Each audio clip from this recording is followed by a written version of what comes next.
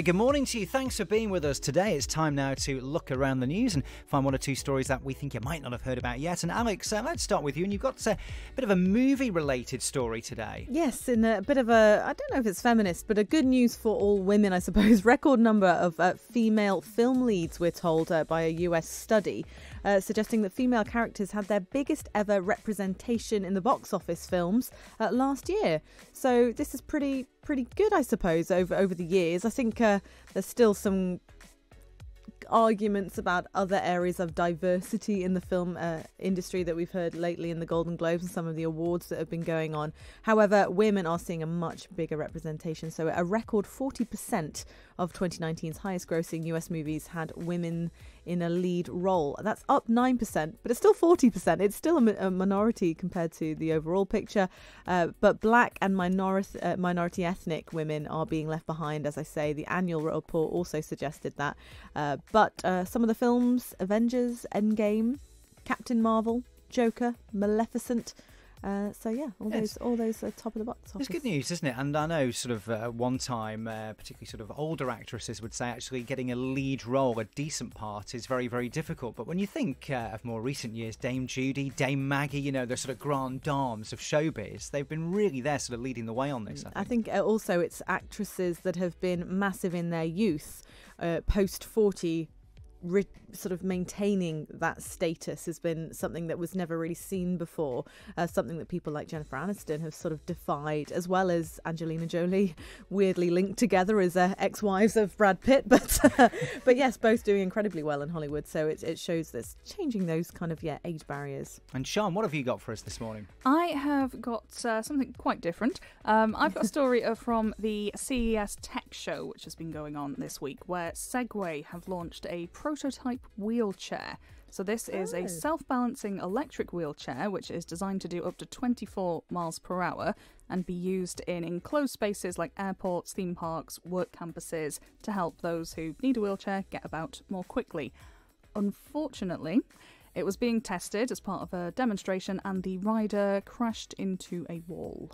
That's not a good sign, this is it? This is like the bulletproof Tesla window being smashed by a brick in its demonstration, isn't it? Oh, it's the worst. Yeah, so possibly not quite ready for the market yet, that one. They're hoping, though, it will still be a thing. It will still come to fruition, just needs a little bit more tweaking, possibly. That's a great idea. 24 miles an hour, though, is quite fast. That's decent for in an airport. Yeah, I was going to say, you'd certainly feel that going past you, I think, if you were just sort of ambling along with your bags. So definitely. Have you ever done a Segway, one of the upright ones? They're amazing. Yeah, I've done the non-electronic ones, if you know what I mean, like the non-mechanized version of a Segway, which is just like a stick with two wheels that you sort of balance on and roll downhill and hope to not die. Hope for the best. Yeah, I've tried one of them. We did them in Belfast a few years ago. They were great. Swegways, though, they're like the little boards with wheels that you just balance on. There's no handles at all. Have you ever done one of those? I have not. I'm very Maybe that's non-balanced. What I was thinking of then. Yeah. The ones without an engine type thing. That's right. They're sort of battery powered. I think the youngsters all had them a few Christmases ago. And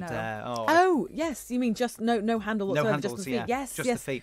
I've tried them, and they're actually, once you get the hang of it, really, really good. I'll take your word on that. Because I need the handlebars, I think. I definitely do. You really don't. Can barely do with the handlebars. We'll get one in the office. Well, let's have a go. We'll do a live video maybe later, see if we can find one and put it on Facebook.